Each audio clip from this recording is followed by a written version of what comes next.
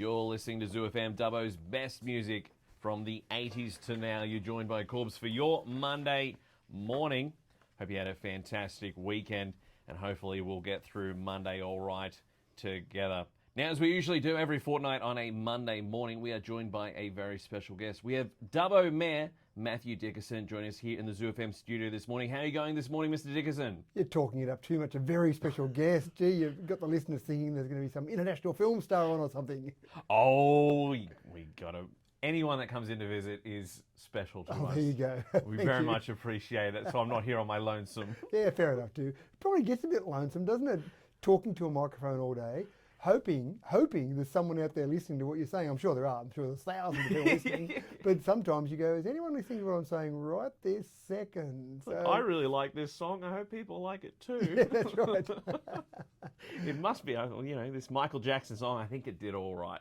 Yeah, that's right. Maybe people will tune in and listen to this one.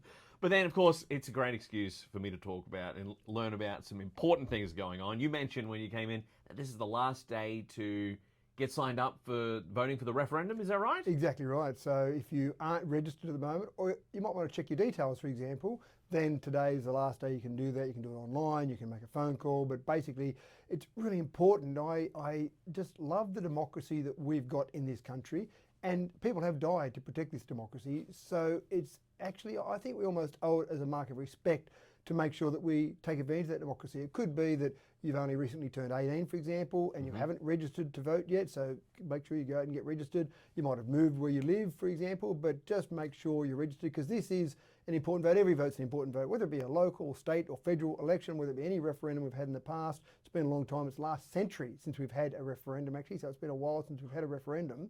But wow. Anything like that where we're exercising our democratic rights, I think, incredibly important. So if you're not registered, then make sure you get out there and register. And how easy, if you're busy on the day or whatever, you just post a vote. Well, you've got 2 weeks of pre-polling before the actual vote itself.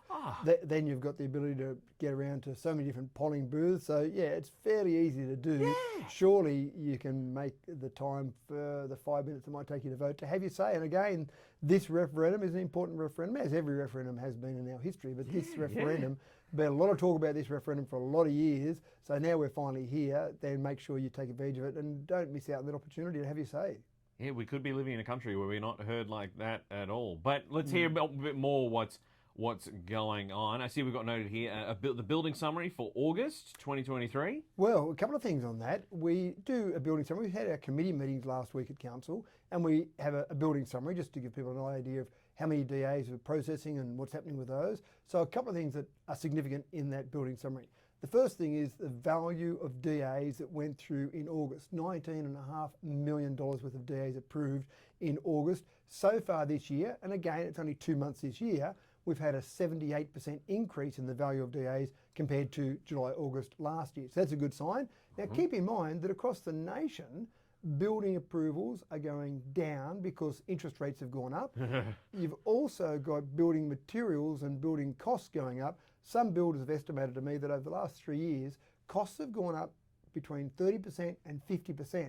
So you've got buildings dearer, houses dearer, you've got interest rates putting more pressure on the ability for people to actually borrow money, and those figures have gone up. But the other one that I like even more than that, when you look, and I know we're on radio, people can't see the graph, but you've got a graph there in front of you of our total building approvals per year over the last decade or so. Now, the best year we've ever had was 2015-16, the financial year 2015-2016. Oh, yeah. So in that particular year, we had 488 approvals for buildings in Dubbo. Now, that was Dubbo City Council. We're now amalgamated. After the amalgamation, the building approvals dropped off. There was a fairly steep drop and it went down fairly low. It's now picked back up again. And if we extrapolate this year so far, so again, it's only 2 months. But if you look at the first 2 months so far, if we keep that average going, we'll hit 576. That will be the highest number of approvals ever in the history of Dubbo City Council or the amalgamated Dubbo Regional Council. Oh, good. Yeah. Now, again, that's 2 months. A lot of things can happen over the next 10 months, but the indications, I'd much rather be in that position where the indications are that it's going to be a very strong year rather than indications that it'll be a very weak year. Wow, goodness gracious. I just still can't get my head around how much all this costs. Imagine it's like your your own finances, you're just adding a lot of zeros to it. Well, everything that happens here, and some of these approvals are for houses, some of these are for multi-unit dwellings or small apartments. So there's a whole range of different figures in there. So it's not just single dwellings. There are other medium density housing options. And I think that's going to be really important as we go forward. As Dubbo continues to grow as a city, I'm probably talking more about Dubbo rather than Wellington now, but as Dubbo continues to grow, we'll see more of those medium density options, even higher density, like we see down here at number 1 Church Street, the big hole in the ground there that will eventually come up out of the ground and be very modern apartment living. So I just feel as we grow as a city, as we kind of grow up as a city, you'll see more of those different options. And people certainly, people just keep having kids. There's just so many kids. Well, that's actually quite interesting. One of the stats that I find fascinating is when you look at the average number of people per household from a census at the beginning of the 1900s, so I think it was around about 1910. If you look at the census there, we have approximately 4.6 or 4.7 people per household. Oh, When wow. you look at a census now, the last census, we were down to about 2.6 people per household. Yeah. So almost half. So even if our population had not grown, and obviously in that 110, 113 years, it's grown, but even if it hadn't have grown at that time, you'd need almost double the amount of housing because fewer people are living in a house. So the big families, when I was at school, there were many families that had 6, 8, 10, 12. We even had one family with 13 kids in the family at our school. Oh. So it was one of those things that was not 13 being the norm, but certainly 6 or 8 kids was the norm. I was at a Catholic school as well, so that probably helped a little bit. But in general, you had bigger families. Now, people are often having 1 or 2 children families, and some of that's the cost of living, the whole range of reasons for that. But that's the other thing that's interesting is that in our housing stock across the city, we have a lot of 3 and 4 bedroom homes.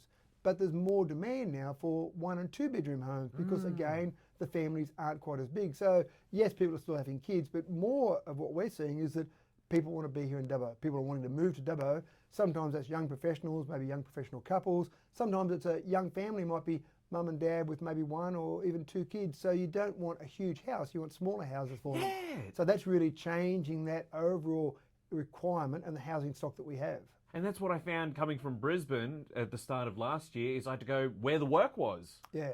And just, you've got to do what you got to do sometimes. Yeah, that's right. And the work is here. There are employers in Dubbo screaming out for more employees. So the work is definitely here. There's definitely more of that happening here, but we need somewhere for them to live as well. Yes, no, that's excellent to hear about that. And then we also I see we had the Merrill Developers Forum. Well, that ties in perfectly to what we're talking about there, doesn't it? Because I started this way back in 2011. When I first became Mayor of Dubbo City Council, I had some feedback from developers saying that things were taking too long. I wanted to get development applications through council quicker, and it was taking too long, and time is money for a developer. And when I talked to our development staff, they said, well, we've got to do things legally, we've got to process them properly, and we're not going to do them faster just because developers want them faster, but they probably should improve the quality of their applications. And I thought, well, this is crazy. We've got 2 different groups saying 2 different things. Let's put them together. So in December 2011, we had the first Mayoral Developers Forum where we had anyone involved in the development industry in Dubbo come together with our development staff and with people that had a different focus. It might have been financiers, it might have been the Real Estate Institute, so different groups involved. And that was a really good open forum to make sure that we could discuss those various things. They dropped off for a while over the last council, but we've started them up again. And so we had one last week. And the beauty of that is that we get to update developers on what's happening in Dubbo and lots of things, very exciting. And when you talk to developers afterwards, they go, well, I knew Dubbo was booming, but wow, all those different projects that are happening, 6,000 people we're going to need for the renewable energy zone and other projects that are happening. So all that was exciting. But one of the things, and this is, I think, huge value in those development forums, there was a person there who said, I had a client who asked where I could find 200 beds in the very near future. Now, when I say 200 beds, that might be, for example, 100 2-bedroom homes, or it might be lots of 3-bedroom homes and some single-bedroom homes. Basically, 200 people they needed to accommodate in Dubbo for a project that was about to occur. So where am I going to find that? And of course, no one had the immediate answer in the room, but all the developers in the room said, well, let me talk to you after the forum. So a bit of that networking where we can try and accommodate or facilitate some of those things. So that's not council's job to go and make that happen, but certainly if we can facilitate that, that's a big advantage to everyone. That's, wow. Oh, well, that's excellent. Sometimes it's that conversation. You don't know who could help you out with the next problem you have. You've hit the nail on the head. It's sometimes just the conversation. You never know where it's going to go. So have the conversation and then if it goes somewhere, fantastic. If it doesn't, you wasted 5 minutes of a conversation. That's probably okay. Yeah, no dramas there. And then just last point, I just wanted to come across here that I've got in front of me is the Duke of Wellington Bridge, some flood damage treatment options. So this is one where we've had a workshop at council where we discussed what might happen with the Duke of Wellington Bridge. Now this is down in Wellington, the low level bridge, and there was significant damage done from the flooding at the end of last year to the riverbank on the entrance to that bridge. So we've had the bridge assessed by a company called SMEC, and they said the bridge is fine. There's no damage to the bridge, happy days. But you can't get to the bridge. That's a minor problem because all the riverbank's been washed away. Now there was a report that council was given way back in 2018 that said if you don't do something with this here in the near future, and they estimated maybe 5 to 10 years, for example, in the near future, you will have that riverbank start to erode away. It happened sooner than had been estimated in that report, but it has been chewed away. Now, we need, as a council, we need to work out what to do about that. So we had a workshop, we discussed a range of options, but a workshop is a conversation. A workshop is you and I sitting around talking about things, but no action will come from a workshop. What we then do is take it through to the committee meetings that we had last week, and so at the committee meetings, we said we think the best option is to reinstate the riverbank, put some protection in to try and protect that long term, and basically reinstate that access. The minor problem with that is $21.6 million required to do that. So as the committees don't make council resolutions, our recommendation from the committee last week, which will go through to council next week, is to go out and seek disaster recovery funding and other funding if we can to try and cover the majority of that $21.6 million. If we can do that, then we'll go ahead. If we can't get external funding for it, that'll be a very interesting question about what we do next. But at this stage, the recommendation from the committees was to go out and try and find some additional funding to actually do that, because it would be good to get that reinstated, good for Wellington, but also good for everywhere west of Wellington, because if something happened to the main bridge in Wellington, then that secondary bridge would be incredibly important. So it's something that's really good for the whole region. But again, $21.6 million. You got any spare change on you? No. I'll see what I can do. Well, thank you so much for visiting us here at the Zoo FM studio again. Mayor Matthew Dickerson, it's always a pleasure. Thank you very much. Thank you very much, Corbs. Good to see you again. Good to see ya. Well, we're back to it with Dubbo's best music from the 80s now. We've got Post Malone, Wrapped Around Your Finger.